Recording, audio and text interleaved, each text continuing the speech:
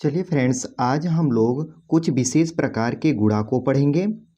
जैसे यहाँ पर है 5।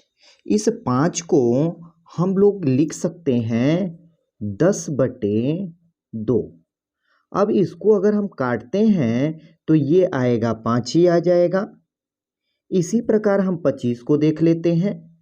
25 को हम लोग लिख सकते हैं 100/4।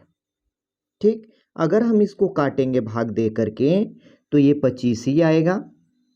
ऐसे ही 125 को हम लोग लिख सकते हैं 1000/8। ठीक, अब हम लोग 625 को देख लेते हैं। इसको हम लोग लिख सकते हैं 10,000/16। ठीक है फ्रेंड्स, अब हम लोग इसी के आधार पर क्वेश्चन को लगा लेते हैं कुछ। जैसे क्वेश्चन है 42x5, तो हम लोग तो ऐसे ही 42 को तो लिख देंगे, गुणे कर देंगे। अब इस 5 की जगह हम लोग क्या लिख सकते हैं 10/2, तो ये लिख दिए 10/2। अब 2 से अब इसको हम लोग डिवाइड कर देंगे, तो ये हो जाएगा 2 दूनी 4, 2 एकन्ने 2, मतलब 21 हो जाएगा और एक यहाँ 0 हो जाएगा। इस प्रकार से फ्रेंड्स आंसर ये प्राप्त हो जाता है। अब हम लोग देख लेते हैं अगला क्वेश्चन।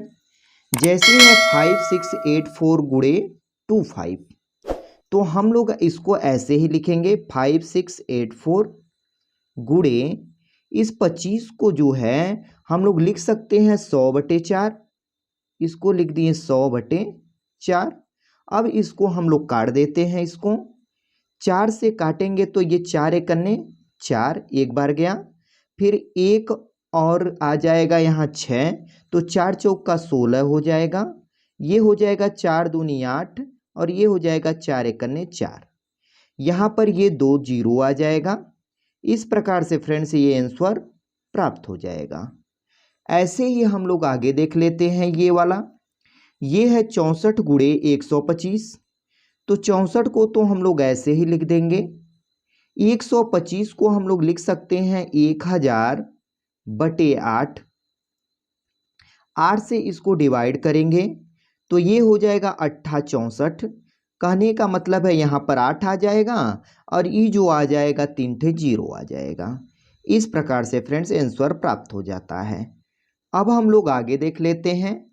जैसे है 192 × 625, तो इसको हम लोग लिख सकते हैं 192 × 625 को लिख सकते हैं 10,000। 10,000 हो गया बटे 16। अब 16 से इसको भाग देकर काट देते हैं, तो 16 एकन्ने 16, 16 दूनी 32, मतलब 12 ये आ गया। और कितना 0, 2 और 2 4, 2 और 2 4।